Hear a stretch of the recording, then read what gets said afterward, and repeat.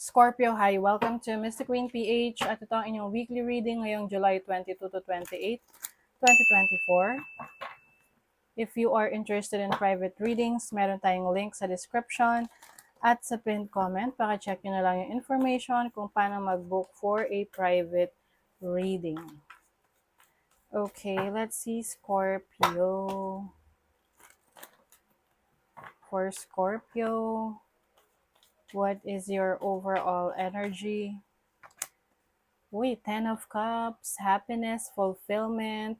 So you may be spending time with your loved ones, with your family. Yung iba sa inyo, meron kayong isi-celebrate na achievement ninyo for your family.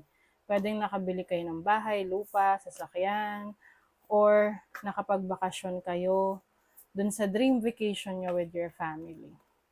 Your challenge is the Justice card. So this is about balance in your situation.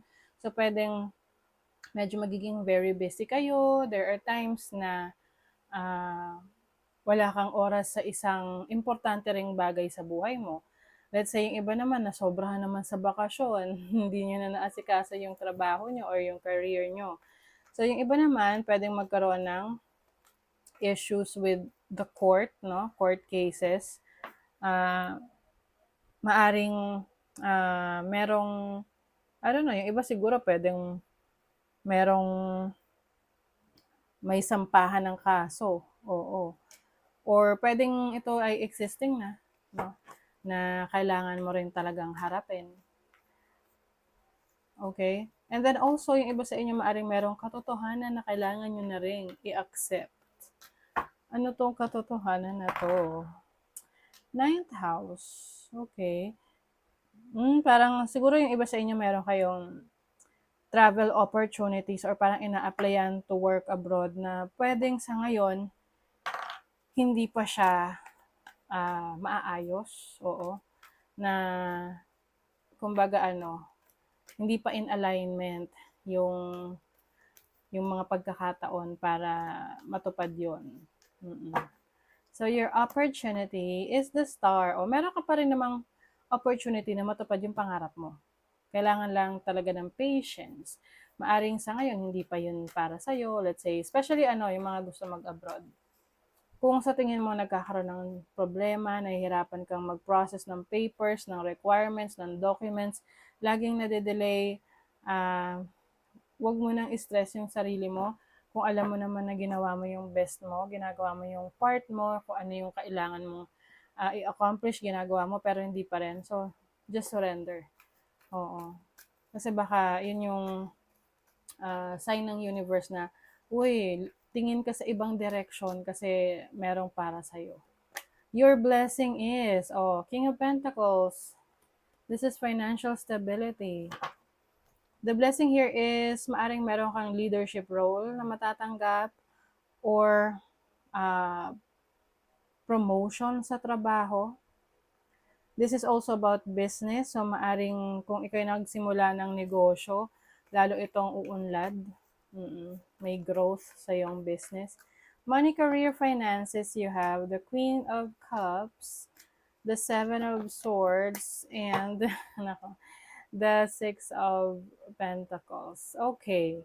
Scorpio, baka meron sa inyong hihingi ng tulong, tapos magdadahilan na gagamitin yung pera na yon para sa certain reason na hindi naman talaga pala yon yung totoong reason. For example, may mangungutang sa'yo, nasabihin niya, Scorpio, pautang naman kasi yung anak ko may sakit.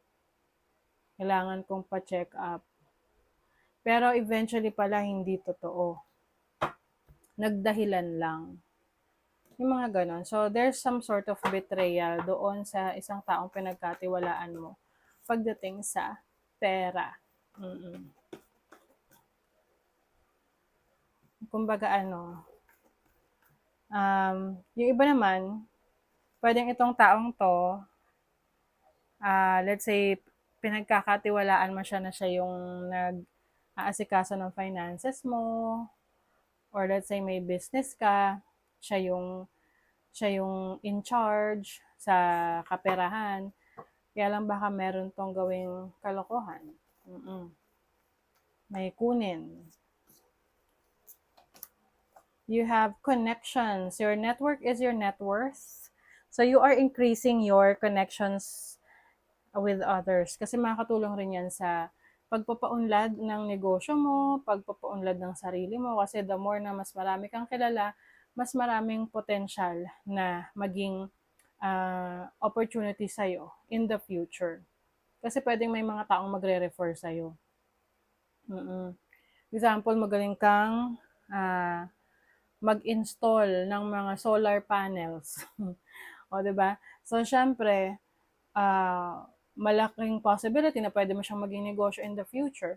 Kung marami kang contacts, maraming pwedeng makaalam na nag-i-install ka ng solar panels.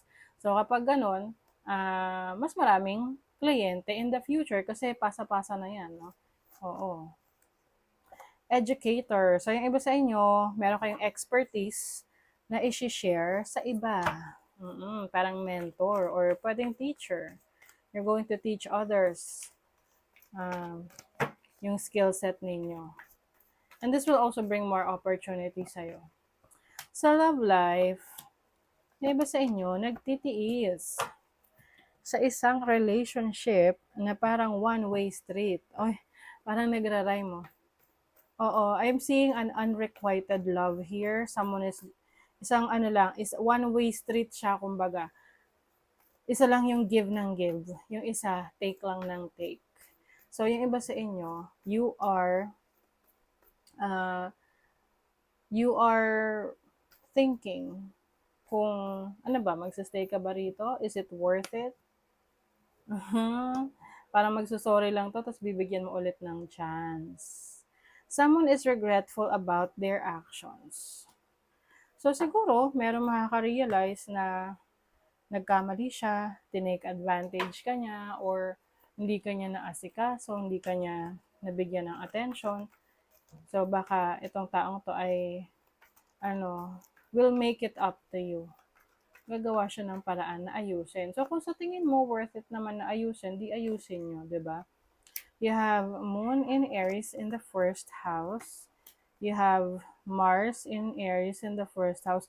So, pay attention to your emotions kasi pwedeng meron kang mga desisyon na gagawin dahil lang sa emotion mo. Na masyadong extreme. Okay? Minsan sobrang saya, sobrang nating saya, nabibili natin ng isang bagay na hindi naman natin kailangan. Minsan sobrang nating lungkot, nagagawa natin ng isang bagay na hindi naman natin talaga sinasadya. Okay? Ostentation. And then, may loss. Yung iba sa inyo, maaring,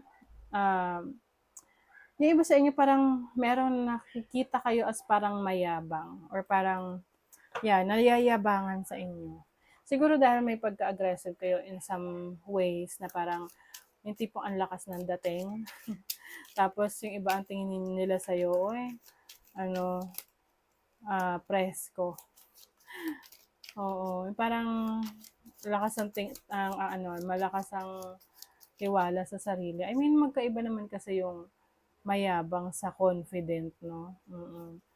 So, minsan, yung iba, napagkakamalang mayabang ang isang taong confident. So, I think, kung alam mo naman na hindi ikaw yon, so, hayaan mo sila. Perspective nila yun eh. Oo. So, meron ditong losses. So, pwedeng,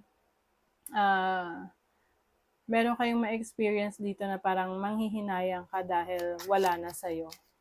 Oo. Whatever this is. You have ship. So, merong fortunes coming in. May snake. Nako, mag-ingat. Mag-ingat sa, mabulaklak na salita galing sa isang tao. Oh, okay. If you are in a long distance relationship, Scorpio, posible na meron kang matuklasan about your person. na somehow parang unfair para sa'yo. Kaya siguro may sorry tas may chance. So, yung iba, bibigyan nyo ng pagkakataon yan. Yung iba naman magre-rebelde. Di ba? It's time to celebrate the fact that you don't fit in, stand on your own 2 feet. So, this is about independence. Hindi mo hayaan na diktahan ka ng iba sa kung ano yung gusto mong, ano yung dapat mong gawin. Kasi alam mo what is best for you, which is following your passion. Light up your life by honoring your deepest desires. Yan. So, if-follow mo yung passion mo, it doesn't matter kung meron taong i-accept yan o hindi, no? Ang importante, you want to pursue what you really want. Okay, so that is your reading, Scorpio. Thank you so much. Bye.